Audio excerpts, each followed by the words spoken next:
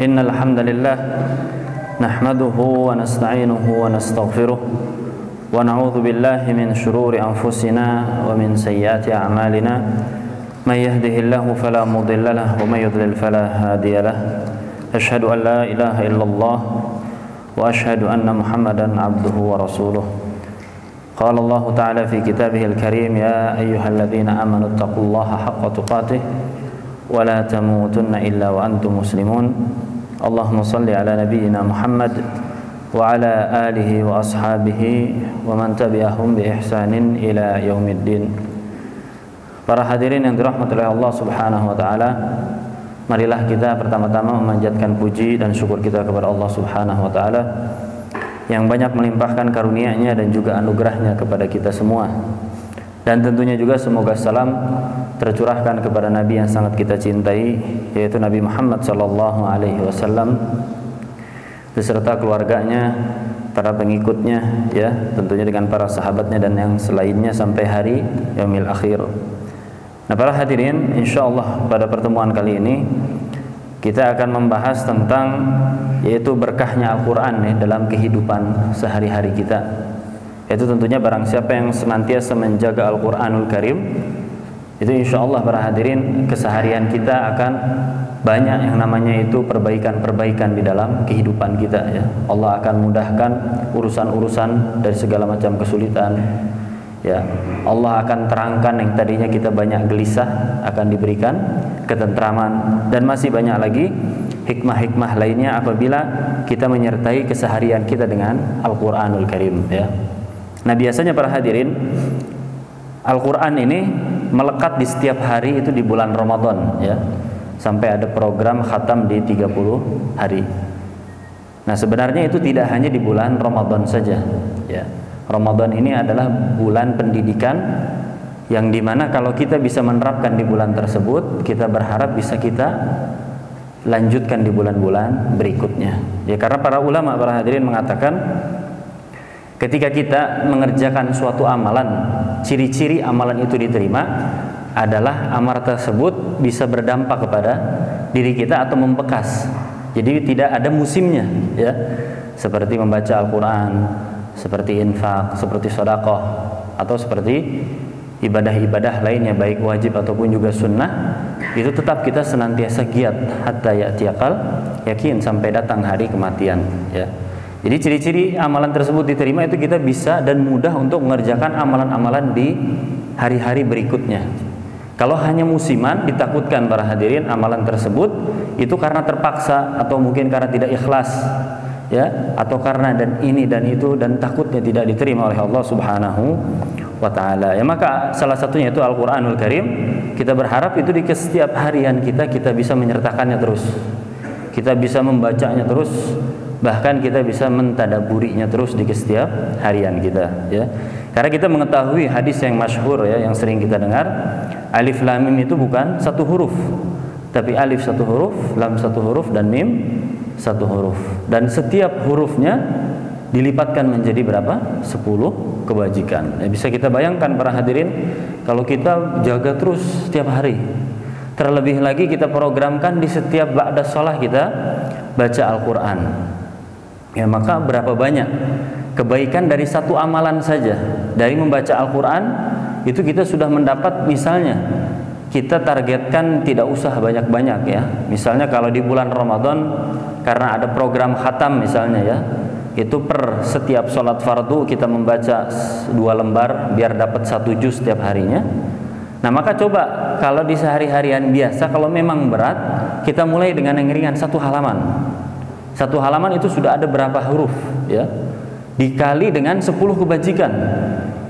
Jadi setiap sholat kita sudah dapat berpuluh-puluh kebajikan dari 1 amalan, belum lagi amalan-amalan lainnya. Maka sangat disayangkan para hadirin bila 1 hari full kita sama sekali tidak menyentuh, apalagi membaca, terlebih lagi mentadaburi Al-Qur'anul Karim. Berarti banyak kebaikan-kebaikan yang kita tinggalkan dengan sia-sia. Dan terlebih lagi para hadirin, para ulama juga mengingatkan kita tentang masalah Al-Qur'an ini.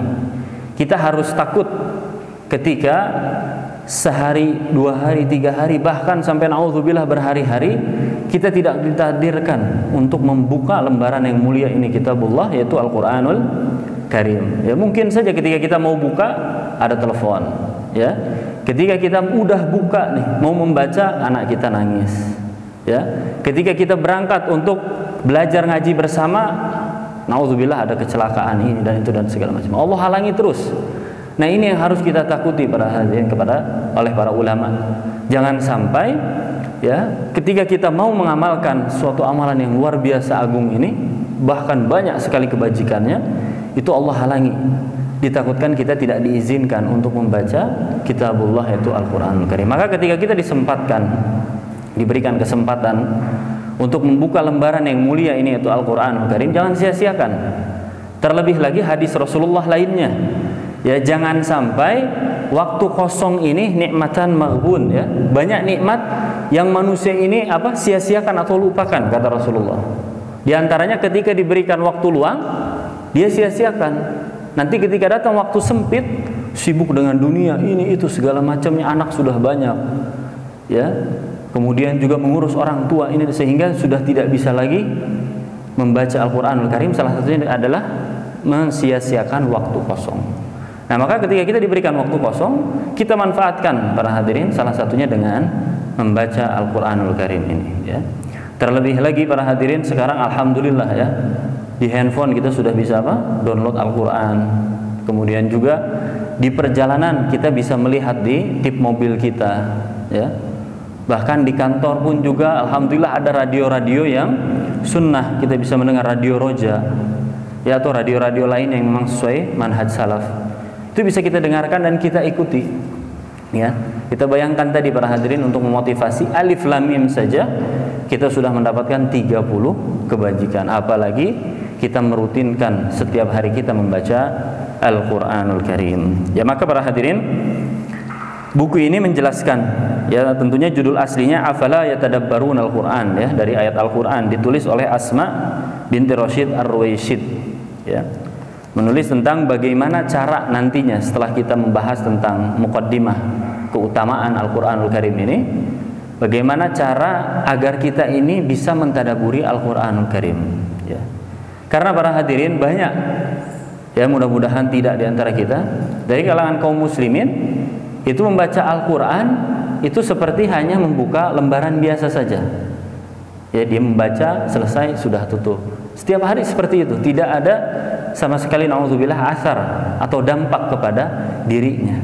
Padahal para hadirin yang dirahmati oleh Allah Subhanahu wa taala, itu berapa banyak pesan, perintah, larangan, kisah-kisah ibrah yang bisa kita ambil dari yang kita baca di dalam Al-Qur'anul Karim. Sehingga nanti akan dijelaskan di salah satu cara mentadabburi Al-Qur'an adalah kita harus mengetahui, apalagi mohon maaf kita orang ini tinggal, lahir dan lama di mana?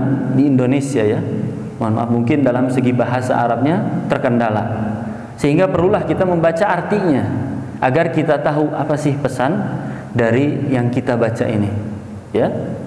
Apa juga yang diperintahkan oleh Allah Subhanahu wa taala, dan apa saja kisah-kisah yang bisa memotivasi kita ketika kita membaca Al-Qur'anul Karim. Maka bahagialah para hadirin bagi orang-orang yang ketika membaca Al-Qur'anul Karim atau ketika mendengar imam misalnya membaca Al-Qur'anul Karim, itu mudah matanya menyucurkan air matanya, ya, berlinang dengan mudah.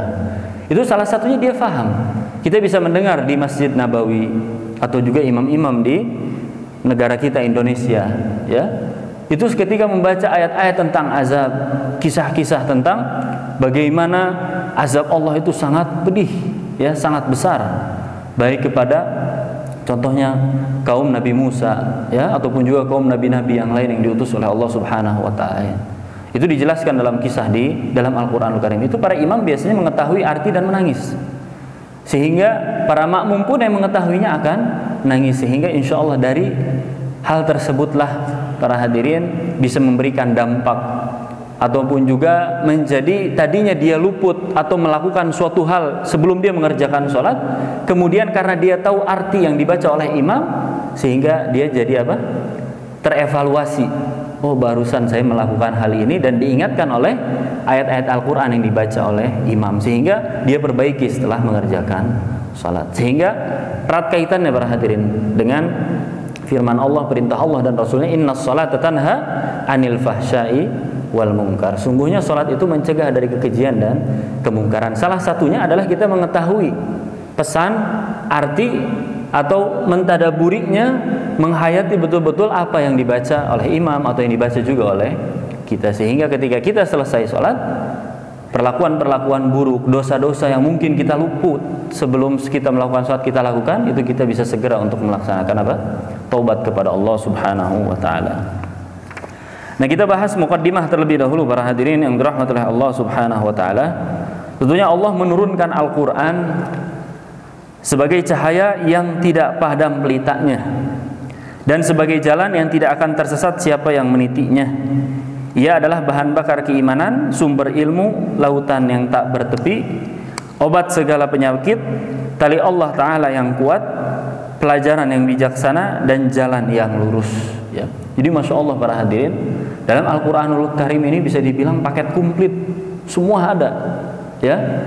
Maka Rasulullah SAW memerintahkan kepada kita, kalau kita ini gelisah aja keseharian kita para hadirin, padahal alhamdulillah kita sudah diberikan keturunan, kita sudah diberikan kendaraan, kita sudah diberikan alhamdulillah manhaj yang benar, ya, bisa sholat di masjid yang alhamdulillah satu manhaj, ya, erat kaitan keluarga dengan kita, satu pandangan di dalam masjid ini misalnya.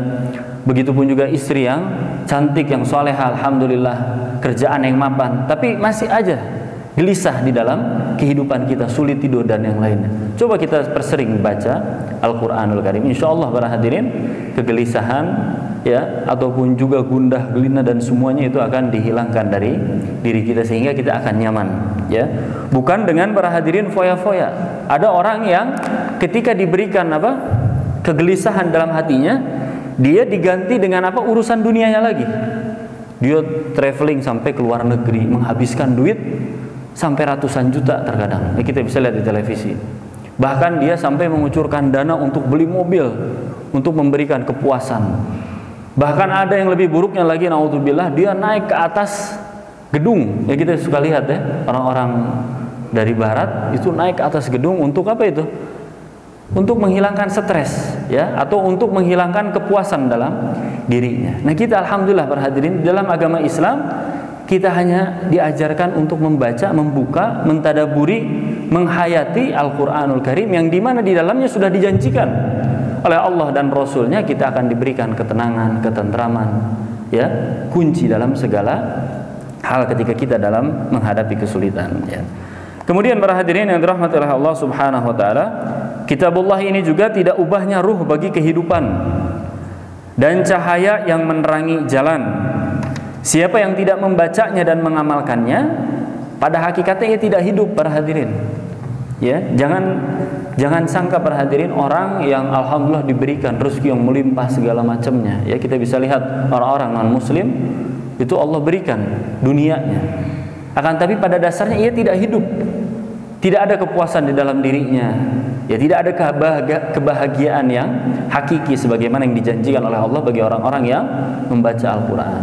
Orang-orang yang muslim yang senantiasa membaca Al-Quran saja, rezekinya sederhana, tetapi dia betul-betul yakin dengan apa yang dia baca, dia akan seperti orang-orang kafir yang diberikan kemewahan dengan segala isinya. Ya, itu sudah menjadi janji Allah Subhanahu wa ta'ala. Sebagaimana para hadirin, di sini Allah Subhanahu wa taala berfirman di surat Al-An'am ayat 122, "Aw man kana maitan fa ahyaynah wa ja'alna lahu nuran yamshi bihi fin nas kaman mathaluhu fil dhulumat laisa bi kharijin minha." Yang artinya, dan apakah orang yang sudah mati lalu kami hidupkan dan kami beri dia cahaya yang membuatnya dapat berjalan di tengah-tengah orang yang banyak, sama dengan orang yang berada dalam kegelapan sehingga dia tidak dapat keluar dari sana. Kemudian juga para hadirin, dalam Al-Quran terdapat obat hati yang tadi, ya, kegelisahan, gundah gelina dan semuanya itu dapat diobati dengan Al-Quranul Karim, dan juga obat badan, ya, sebagaimana yang kita ketahui obat-obat ruqyah syar'iyah itu dalam Al-Quranul Karim, ayat kursi, ya, surat Al-Mu'awwidzatain, surat Al-Falaq, surat An-Nas, dan yang lainnya para hadirin, itu semua dari Al-Quranul Karim yang bisa menjadi pengobat, bahkan penolak bala dan selainnya. Sebagaimana di sini Allah kembali berfirman di surat Al-Isra ayat ke-82, "Wa nunazzilu minal Qur'ani ma huwa shifaa wa rahmatun lil mu'minin." Dan kami turunkan dari Al-Qur'an sesuatu yang menjadi penawar dan rahmat bagi orang yang beriman, ya. Kemudian menjadi obat was-was. Kalau kita di kehidupan kita para hadirin itu banyak sekali was-wasan, ya. Apakah sudah melakukan ini? Apakah sudah benar melakukan ini? Saya kayaknya salah ini, dan terus dibayangi dengan was-was, dan ini adalah dari syaitan para hadirin. Maka coba lebih dekatkan kita kepada Al-Qur'anul Karim. Persering kita membaca, mentadaburi dan menghayatinya. Karena janji Allah di dalam surat Ar-Ra'd ayat ke-28, "Ala bi dzikrillah tatmainnul qulub." Ya. Ingatlah, hanya dengan mengingat Allah hati akan menjadi tentram. Ya, ini sudah menjadi janji Allah para hadirin. Ya, kegelisahan di dalam kehidupan kita, was-was yang berlebihan, ya ketakutan yang berlebihan, ya, maka cobalah kita dekatkan terus dengan membaca Al-Qur'anul Karim, ya. Kalau kita sedang tidak membaca, kita setel di rumah, tapi dengan syarat kita mendengarkannya, bukan kita menyetel Al-Qur'an tapi kita ngobrol dengan istri kita, kita tidak dengarkan. Itu tetap salah, ya, tidak seperti itu. Kalau kita mustel Al-Qur'anul Karim di rumah, maka kita dengarkan, bukan malah kita seperti acuhkan, ya, hanya agar hidup saja rumah untuk didengarkan Al-Quran. Itu betul, tetapi etikanya ketika disetel Al-Quranul Karim, kita mendengarkan dengan betul-betul, bukan malah mengobrol dengan istri atau bercanda dengan anak dan yang lainnya. Kemudian para hadirin yang dirahmati Allah Subhanahu wa taala, Ibnu Qayyim di sini menambahkan, mengatakan Al-Quran adalah sebagai obat hati dari penyakit kebodohan dan keraguan-raguan. Allah Ta'ala tidak menurunkan dari langit satu obat pun yang lebih mencakup, lebih bermanfaat, lebih besar dan lebih cepat menghilangkan penyakit, yaitu daripada Al-Quranul Karim, ya. Sebagaimana tadi para hadirin di surat Al-Isra yang kita sudah dengar, ya, di dalam surat Al-Isra ayat 82, "Wa nunazzilu minal Qur'ani ma huwa shifaa." Ya, jelas. Dan kami turunkan dari Al-Quran sesuatu yang menjadi penawar, ya, atau obat dari segala macam penyakit. Kemudian para hadirin di sini terkadang seseorang juga dihimpit oleh berbagai kesempitan dan kesulitan, diliputi perasaan takut dan sangat berat penderitaannya. Seperti di zaman wabah ini para hadirin, kita harus lebih dekat lagi dengan membaca Al-Quran agar kita diberikan kekuatan jiwa, ya, untuk melawan ketakutan dan segala macam was-was, ya. Tentunya para hadirin, salah satu ikhtiar tetap kita menjaga adalah protokol kesehatan, ya. Di sini dikatakan para hadirin, ya, firman Allah Subhanahu wa taala juga di dalam surat Al-Isra ayat ke-45, "Wa idza qara'tal Qur'an ja'alna bainaka wa bainal ladzina la yu'minuna bil akhirah hijaban mastura." Ya, yang artinya, dan apabila engkau Muhammad membaca Al-Qur'an, kami adakan suatu dinding yang tidak terlihat antara engkau dan orang-orang yang tidak beriman kepada kehidupan akhirat. Itu kemuliaan Al-Qur'an yang Allah berikan kepada orang-orang yang membacanya. Kemudian para hadirin, masih dalam masalah hati dan was-wasan, dengan itulah was-was, kelemahan dan keburukan menguap dan tampak pada jiwa bahwa ternyata manusia lebih banyak mengalami ilusi daripada mengalami kenyataan, ya, bisikan ini, ketakutan ini dan segala macamnya. Dan ia dikalahkan dari dalam dirinya sebelum dikalahkan oleh kehidupan yang nyata. Allah kembali berfirman, Al-Imran ayat 173 sampai 174, "Alladzina qala lahumun nas innan nasa qad jama'u lakum fakhshawhum wa fazadahum imana wa qalu hasbunallah wa ni'mal wakil fanqalabu bi ni'matin minallahi wa fadlin lam yamsashum su." Yang artinya para hadirin, orang-orang yang menaati Allah dan Rasul, yang ketika ada orang-orang yang mengatakan kepadanya, yaitu orang-orang Quraisy, ya, pada zaman Rasulullah telah mengumpulkan pasukan untuk menyerang kamu, karena itu takutlah kepada mereka. Ternyata ucapan itu menambah kuat iman mereka, dan mereka menjawab, cukuplah Allah, hasbunallah wa ni'mal wakil. Ya. Ini juga para hadirin menjadi doa untuk kita apabila kita akan menghadapi suatu hal yang mungkin akan menjadi kesulitan bagi kehidupan kita. Contoh ketika kita akan menghadapi ujian. Contoh ketika kita misalnya dengan musim wabah ini akan mengecek keluarga kita dari segi hasil darahnya, ya, ataupun juga dari hasil kesehatannya, check up segala macam. Kita mulai dengan hasbunallah wa ni'mal wakil. Cukuplah Allah apa? Sebagai pelindung. Ini insya Allah akan menjadi kunci, ya, kemudahan bagi kesulitan. Terkadang kesulitan itu akan tetap datang, tetapi dan diberikan sifat apa? Qanaah. Kita menerima dan sabar atas apa-apa yang Allah berikan kepada kita, ya. Kemudian juga para hadirin, kita benar-benar heran dengan keadaan orang muslim. Ya, ia diliputi kegelapan dari semua aspek dan ia jatuh di dalamnya. Di manakah posisinya dari kitab Rabb-nya? Cahaya yang terang dan jalan yang lurus. Padahal Rasulullah sallallahu alaihi wasallam bersabda, "Bergembiralah, bergembiralah. Bukankah kalian bersaksi bahwa tidak ada ilah yang berhak diibadahi kecuali Allah dan bahwa aku adalah utusan Allah?" Mereka menjawab, "Benar." Beliau bersabda, "Sesungguhnya Al-Quran ini adalah tali yang ujungnya di tangan Allah dan ujung lainnya di tangan kalian. Maka berpegang teguhlah dengannya, karena sesungguhnya kalian tidak akan tersesat dan tidak akan binasa setelah itu selama-lamanya." Maka para hadirin, sungguh-sungguhlah kita dalam membaca Al-Quranul Karim.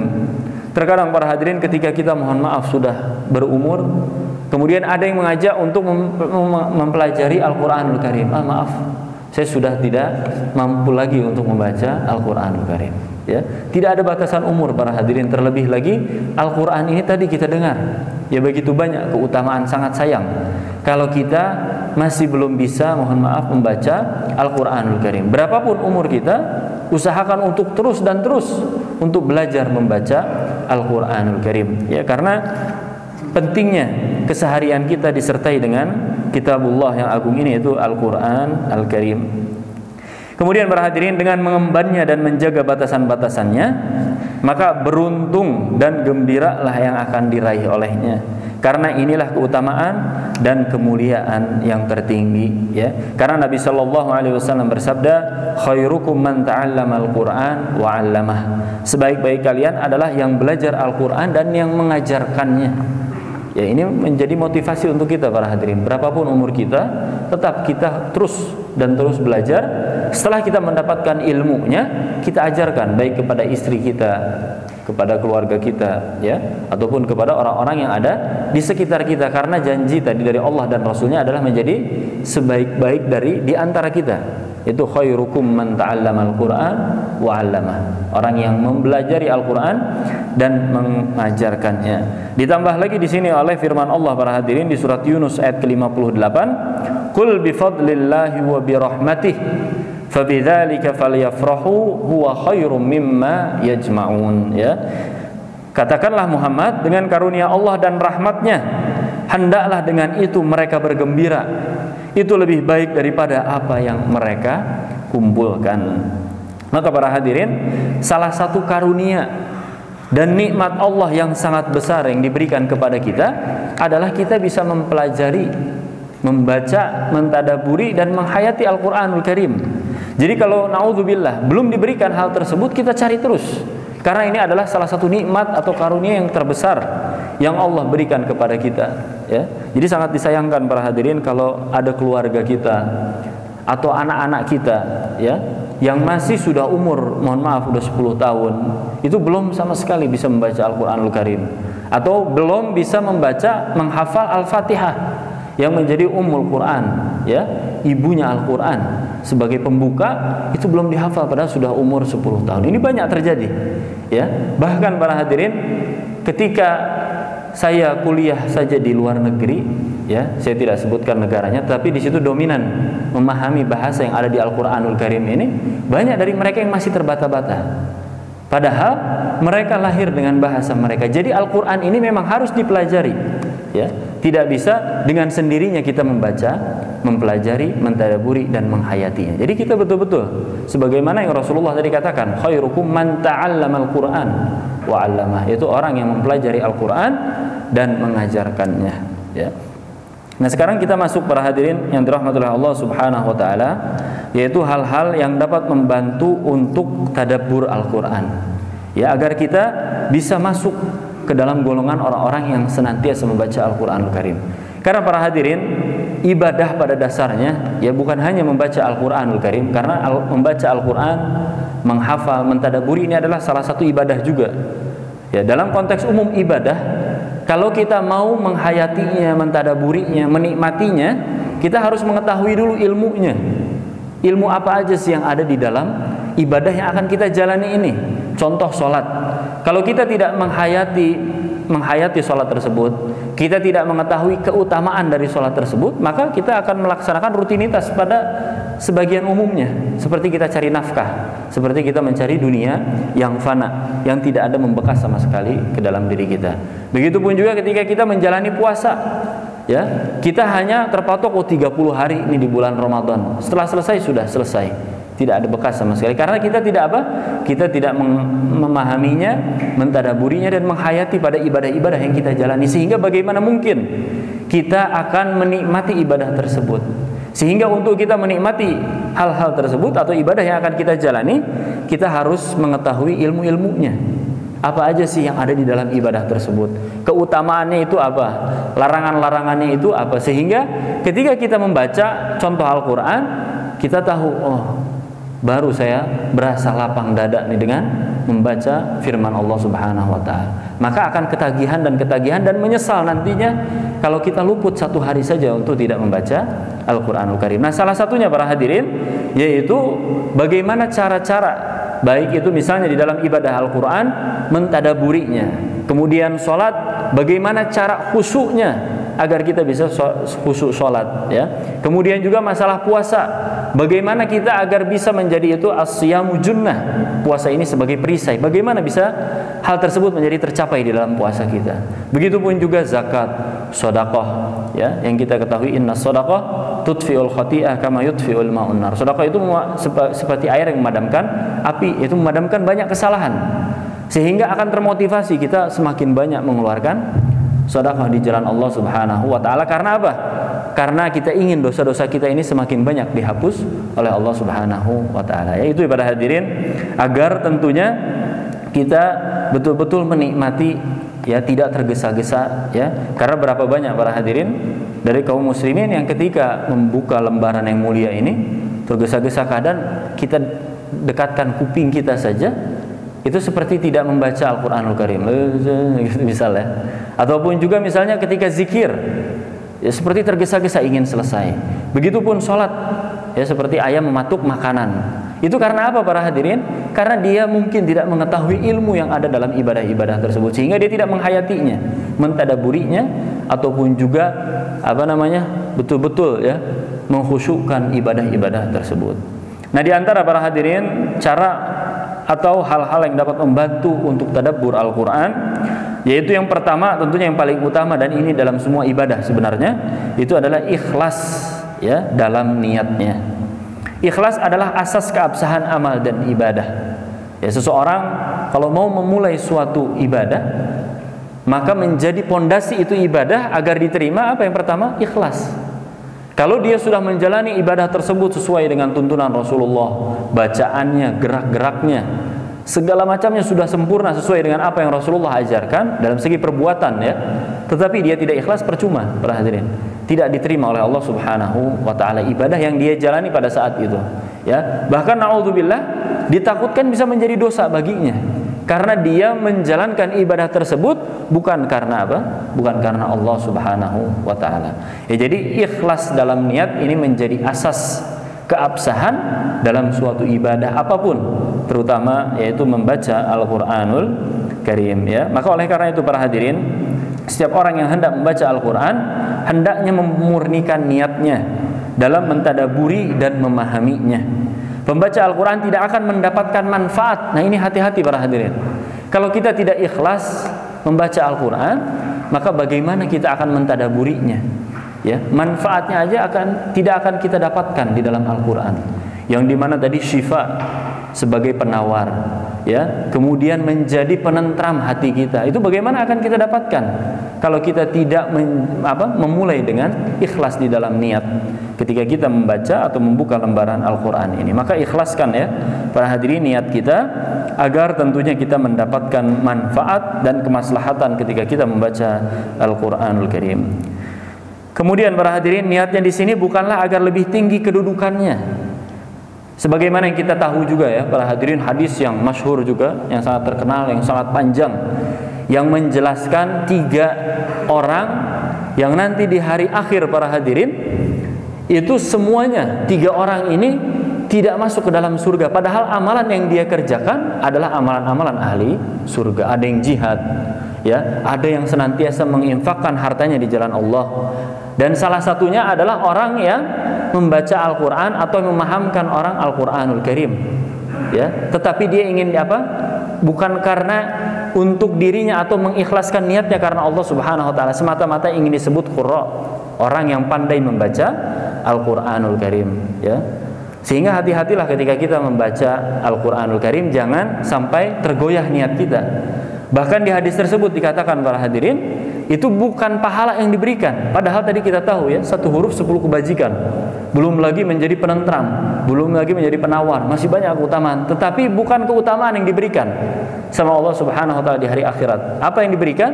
Yaitu diseret, ya, oleh Allah Subhanahu wa taala orang yang mengamalkan ini tetapi bukan ikhlas karena Allah, dan dimasukkan ke dalam naudzubillah api neraka, ya. Jadi amalan yang dikerjakan itu tidak menjadi tolak ukur dia akan selamat atau tidak, tergantung ikhlas dalam niatnya para hadirin agar dia selamat dari apa yang dia kerjakan di dalam amalannya, atau menjadi tolak ukur diterima atau tidaknya amalan-amalan tersebut. Di sini Allah Subhanahu wa taala berfirman di surat Asy-Syura ayat ke-20, "Wa man kana yuridu hartsad dunya nu'tihi minha wa ma lahu fil akhirati min nasib." Ya. Barang siapa yang menghendaki keuntungan di dunia, kami berikan kepadanya sebagian darinya keuntungan dunia, tetapi dia tidak akan mendapatkan kebahagiaan di akhirat. Jadi orang yang mencari terus dunia nih, walaupun ketika dia mengamalkan urusan akhiratnya para hadirin, tapi semata-mata karena urusan dunia, maka akan Allah berikan, dia akan menjadi terkenal, qori yang terkenal, ya, disebut di televisi, di ini, tapi percuma, ya, di akhirat dia sama sekali tidak membawa apapun, naudzubillah. Maka kita berlindung dari hal tersebut, yaitu dengan cara mengikhlaskan niat kita dalam segala aspek ibadah, terutama membaca Al-Quranul Karim.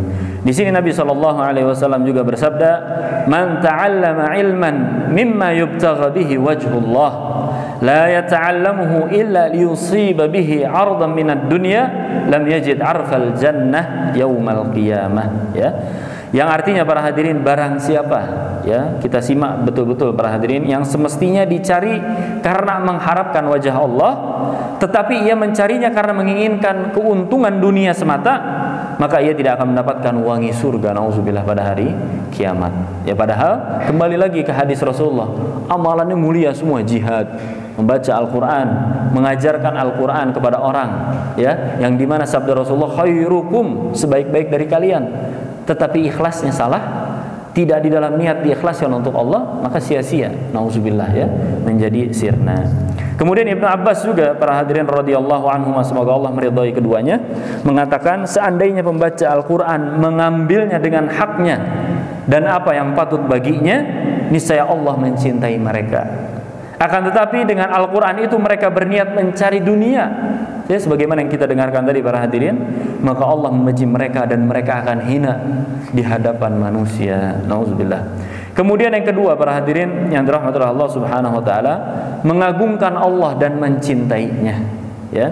Setelah kita mengikhlaskan niat kita untuk membaca Al-Quran dan mentadaburinya, kemudian kita agungkan Allah dan juga cintailah, ya, Allah Subhanahu wa taala.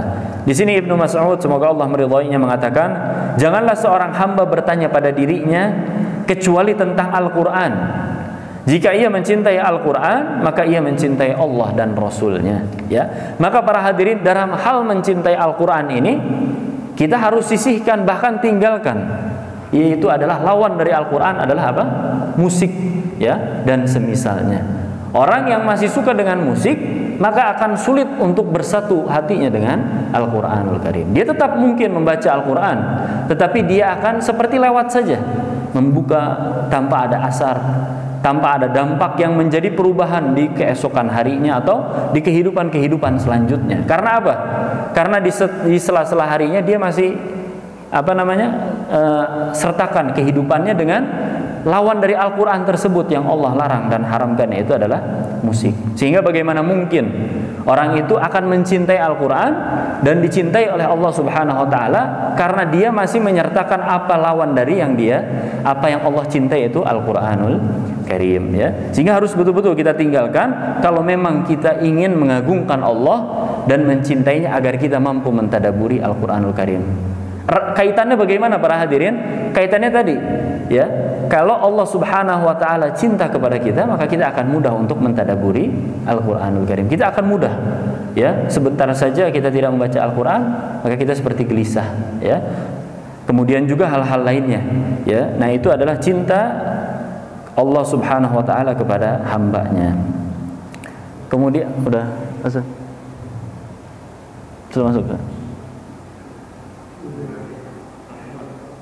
Oh, lihat 5, ya. Kemudian yang ketiga adalah hati konsentrasi dan khusyuk, ya, serta memasang pendengaran ketika Al-Qur'an dibaca. Ini adalah langkah berikutnya untuk mengagungkan Allah Subhanahu wa taala. Jika Allah diagungkan dalam hati, maka kalamnya terasa agung baginya. Lalu ia bersemangat untuk membacanya dengan penuh kekhusyuan dan memasang pendengaran. Ini kaitan semua para hadirin, ya. Orang yang ingin mendapatkan konsentrasi dan khusyuk, maka poin yang kedua harus dia jaga. Dia harus mengagungkan Allah dan mencintainya, ya. Tidak akan mungkin orang itu akan konsentrasi atau khusyuk baik dalam Al-Qur'an, baik dalam ibadah, kalau dia tidak mencintai dan mengagungkan Allah Subhanahu wa taala. Karena dalam hal ini Allah berfirman, ya, di dalam surat Al-Qaf, surat Qaf ayat ke-37, "Inna fi dzalika la dzikra liman kana lahu qalb aw alqas sam'a wa huwa syahid," ya. Yang artinya para hadirin, sungguh pada yang demikian itu pasti terdapat peringatan bagi orang-orang yang mempunyai hati atau yang menggunakan pendengarannya sedang dia menyaksikannya, ya. Jadi para hadirin, orang yang konsentrasi sama khusyuk itu biasanya diberikan hati yang lembut. Ketika mendengar ayat-ayat tentang azab, ketika mendengar tentang nasihat-nasihat dari masyayikh, ya, tentang keburukan-keburukan dan azab yang pedih, itu akan mudah dia untuk menangis. Atau ketika dia berdoa, ketika dia tahajud di tengah malam dengan sendirinya, dia akan mudah untuk mencucurkan air matanya. Berbeda dengan orang yang jauh dari pengagungan kepada Allah, jauh dari apa-apa yang Allah cintai, maka nasihat pun akan mental, ya. Hatinya nauzubillah sudah banyak titik-titik hitam. Apalagi Al-Qur'an akan dibaca olehnya. Nasihat saja dia tidak dengarkan para hadirin, apalagi dia dengan sendirinya membuka Al-Qur'an, kecuali hidayah dari Allah Subhanahu wa taala. Kemudian para hadirin, di sini Allah telah mengabarkan bahwa orang yang mendengar dengan telinganya semestinya juga menyaksikan dengan hatinya terhadap apa yang dibaca. Firman-Nya bagi orang-orang yang mempunyai hati. Maksudnya ialah hati yang hidup, yang memahami tentang Allah. Dan Allah kembali berfirman di surat Yasin ayat 69 sampai 70, "In huwa illa dzikrun wa Qur'anun mubin liyunzira man kana hayya." Al-Qur'an itu tidak lain hanyalah pelajaran dan kitab yang jelas agar dia Muhammad memberi peringatan kepada orang-orang yang hidup hatinya. Ya, jika semua itu telah terpenuhi para hadirin, maka pengaruh diperoleh dengan seizin Allah.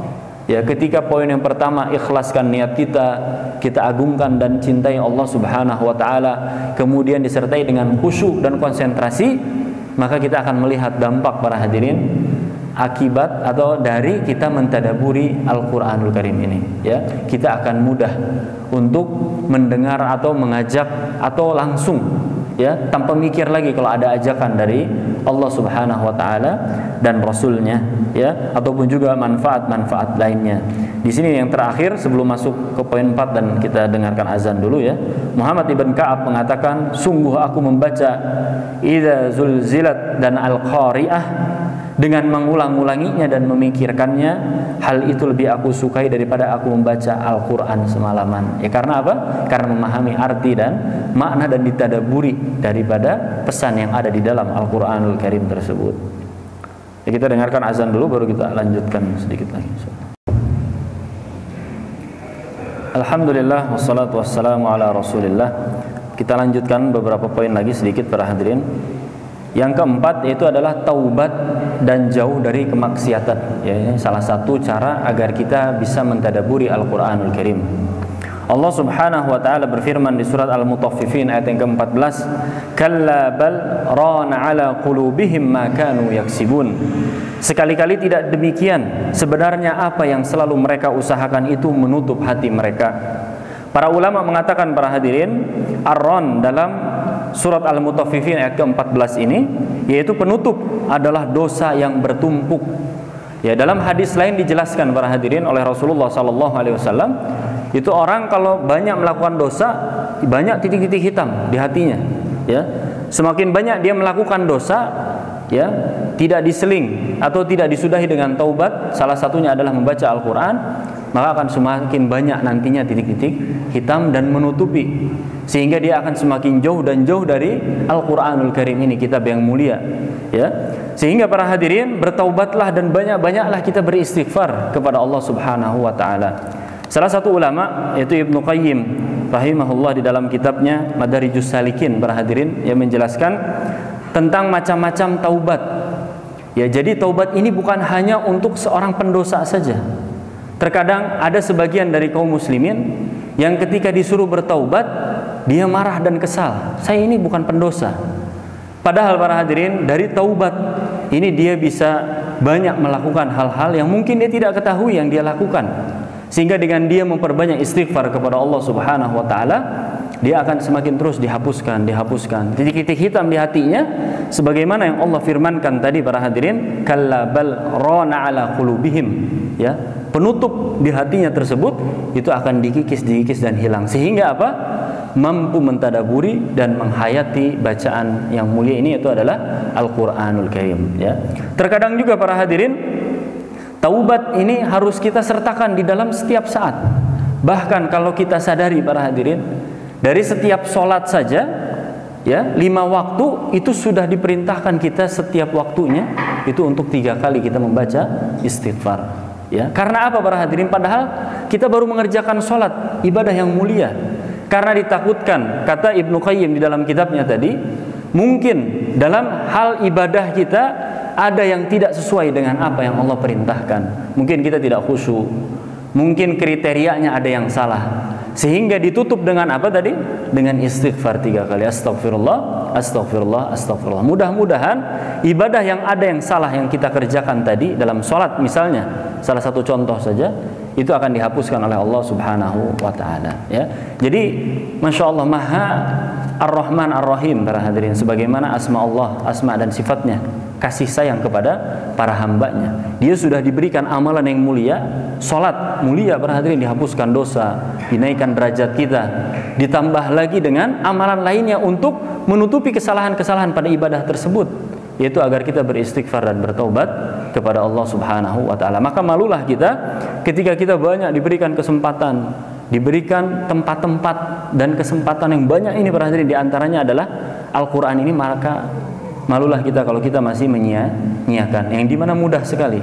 Ya, tadi sekarang alhamdulillah para hadirin, kalau memang sulit di jalan membawa Al-Quran, takut jatuh atau aku takut apalah, kita bisa lihat dengan handphone dan yang lainnya. Jadi tidak ada alasan lah untuk kita dalam keseharian tidak membaca dan menghadirkan kitabullah yang mulia ini, itu adalah Al-Quranul Karim. Kemudian para hadirin, yang kelima yaitu melihat kitab-kitab tafsir. Ya, yang tadi di mukadimah sudah disebutkan para hadirin tentang masalah perlunya kita mengetahui apa pesan dan arti dari Al-Quranul Karim ini. Karena tadi mungkin kita tidak mengetahui bahasa Arab, ya mohon maaf, jadi perlunya kita membaca tafsir. Alhamdulillah sekarang ada tafsir Ibnu Katsir, ya, tafsir-tafsir lainnya yang kita bisa beli, kita bisa baca. Bahkan kembali lagi ke zaman modern ini, kita tinggal download, ya, bisa kita tahu apa yang kita baca dalam keseharian kita. Ya, bahkan lebih bagus lagi para hadirin kalau kita baca Al-Quranul Karim yang ada terjemahnya. Jadi betul-betul kita tahu setiap yang kita baca apa pesannya, apa larangannya, apa kisah, apa ibrah. Ya, tadi para hadirin, hikmahnya itu kalau subhanallah hidayah Allah turun pas kita baca misalnya tentang kisah orang yang melakukan suatu dosa, yang dimana dosa yang baru kita lakukan sebelum kita baca Al-Quran. Hidayah turun dengan kita membaca ini, kita evaluasi, kita introspeksi, dan kita tidak melakukan dosa tersebut. Itu pentingnya kita mengetahui dan mentadaburi apa yang ada di dalam Al-Quranul Karim tersebut. Ya, di antaranya para hadirin, yang poin yang kelima ini adalah melihat kitab-kitab tafsir, ya, ataupun juga terjemahannya. Tadabbur tidak bisa dilakukan para hadirin kecuali dengan memahami apa yang dibaca. Ya, dan cara memahami Al-Quran ialah dengan menelaah apa yang ditulis oleh para ahli tafsir. Tentunya kita juga harus mengetahui, jangan asal mohon maaf download ya tafsir-tafsir yang tidak jelas, karena banyak para hadirin liberal-liberal bermunculan dengan apa? Dengan basisnya atau basicnya dia memahami dari sastra-sastra Arab misalnya, atau dia mengetahui arti secara perkata sehingga dia apa? Dia tafsirkan dengan sendirinya tanpa dia merujuk kepada para ulama tafsir, sehingga salah kaprah. Ya, yang terjadi adalah ingkar sunnah dia. Dia hanya memahami Al-Quran secara bahasa dan dia tidak ingin mengambil hadis-hadis dari Rasulullah SAW. Dan sering kita dengar ya pemahaman-pemahaman yang ingkar sunnah, tidak mau mengambil sunnah dari naudzubillah dari Rasulullah SAW. Dan yang terakhir para hadirin, yang keenam, yaitu adalah memilih waktu yang tepat dan tempat yang cocok untuk membaca Al-Quranul Karim. Adapun waktu yang tepat ialah waktu yang memenuhi kriteria sebagai berikut. Di antaranya adalah pembaca sedang tenang. Jadi jangan habis jogging pagi kita baca Al-Quran ya, atau sedang jogging sambil membaca Al-Quran. Maka etikanya kurang para hadirin ya, perlu dengan tenang.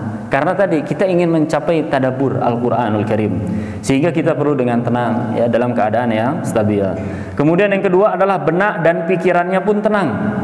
Tidak sedang misalnya ditagih hutang terus kita membaca Al-Quran, maka agak semrawut para hadirin. Kita tenangkan dulu, kita selesaikan misalnya percakapan dengan orang-orang yang sedang menagih, atau dengan urusan-urusan kantor kita selesaikan. Kita ingin mengadu kepada Allah, berdoa, baru kita tutup dengan bacaan Al-Quran. Insya Allah itu menjadi solusi, tapi tidak dibarengi para hadirin. Kalau dibarengi takutnya tadi adalah kita tidak mentadaburinya. Dan yang ketiga yaitu tenang suasananya dan tidak berisik ya. Jadi kalau misalnya kita kerja di pabrik, ya ditunda dulu, kita cari musola ya, yang sedang ada mesin, suara mesin dan yang lainnya. Takutnya etika dalam memuliakan Al-Quranul Karim ini itu tidak dapat dilakukan. Adapun tentang tempat, maka semestinya tempat itu bersih dan jauh dari kemungkaran dan apa yang menjauhkan malaikat seperti gambar dan lonceng ya, serta dari suara berisik dan juga gaduh. Maka Allah Ta'ala menjelaskan dalam kitabnya waktu-waktu yang terbaik untuk membaca Al-Quran. Di antaranya para hadirin yaitu di dalam sholat ya. Ini adalah waktu yang terbaik di dalam kita ingin mentadaburi Al-Quranul Karim. Maka berapa banyak para hadirin, alhamdulillah, imam-imam yang ketika membaca Al-Quran di 5 waktu di sholat tarawih itu dia meneteskan air matanya ya, karena dia betul-betul mentadaburi di waktu yang mulia, yaitu di waktu salat. Dalam hal ini pula Allah menegaskan di dalam firman-Nya di surat Al-Isra ayat ke-78, wa Qur'anal fajr inna Qur'anal fajri kana mashhuda, dan laksanakan pula salat subuh, sungguh salat subuh itu disaksikan malaikat. Para ahli tafsir mengatakan para hadirin, yang dimaksud dengan Qur'anal fajr di dalam surat Al-Isra ayat 78 ini yaitu adalah salat subuh ya. Jika hamba mengerjakan salatnya dengan hati yang konsentrasi, khusyuk dan tunduk, maka ia terlindung dari gangguan dan waswas syaitan, serta Allah menyambutnya sehingga sempurnalah para hadirin keutamaan salat, dan dia mampu juga mentadaburi Al-Quranul Karim. Dan yang kedua ya, dalam keadaan yaitu di malam hari. Ya, Allah Ta'ala berfirman, inna nasyi'atal laili hiya ashaddu wat'an wa aqwamu qila. Di dalam surat Muzammil ayat yang ke-6, sungguhnya bangun di waktu malam adalah lebih tepat untuk khusyuk, dan bacaan di waktu itu lebih berkesan ya. Jadi banyak para hadirin dari kaum muslimin yang mampu nangis meneteskan air mata itu di tengah malam, ketika dia mengadu dalam sendiriannya keluh kesahnya. Kemudian juga ketika dia membaca Al-Quranul Karim dalam kesendiriannya dia, sehingga bisa lebih khusyuk, tidak ada gangguan mungkin dari anaknya, kanan kirinya dan segala macamnya. Dan jarang juga jam 3 malam ditelepon untuk masuk kantor dan selainnya ya. Itu jarang terjadi, sehingga insya Allah di malam hari ini adalah waktu yang bisa dijadikan untuk kita mentadaburi Al-Quranul Karim ya. Maka para hadirin, 2 waktu inilah ya yang kita terus jaga ya. Kalau memang para hadirin kita sulit untuk bangun tahajud, bangun tengah malam, sebelum tidurlah minimal kita membaca Al-Quranul Karim ya, agar kita mampu menutup hari kita dengan tilawah, dengan suatu yang mulia, yaitu Al-Quranul Karim, Dan ketika melek pun para hadirin di salat subuh yang sebagaimana Allah firmankan tadi ya di surat Al-Isra ayat ke-78, kita mulai dengan suatu yang mulia, yaitu dengan membaca Al-Qur'anul Karim, sehingga awal dan penutupnya menjadi hal yang sangat mulia dan akan menjaga keseharian kita biiznillah dan memudahkan banyak urusan kita insyaallah. Nah, mungkin itu saja para hadirin yang dapat disampaikan pada kesempatan kali ini tentang berkahnya Al-Quran kalau kita menjaga terus dalam keseharian kita, ya. Maka jangan jadikan Al-Quran itu berdebu di dalam laci, di dalam rak, ya. Akan tapi terus baca dan baca, tidak ada bosannya para hadirin. Nah, bagaimana untuk tidak bosan? Tadi sudah disebutkan beberapa hal agar kita bisa betul-betul mentadaburinya, menikmati apa yang kita amalkan. Salah satunya adalah membaca Al-Quranul Karim. Sebelum kita tutup, marilah kita baca doa kafaratul majlis. Subhanakallahumma wa bihamdika asyhadu an la ilaha illa anta astaghfiruka wa atubu ilaik. Wassalamualaikum warahmatullahi wabarakatuh.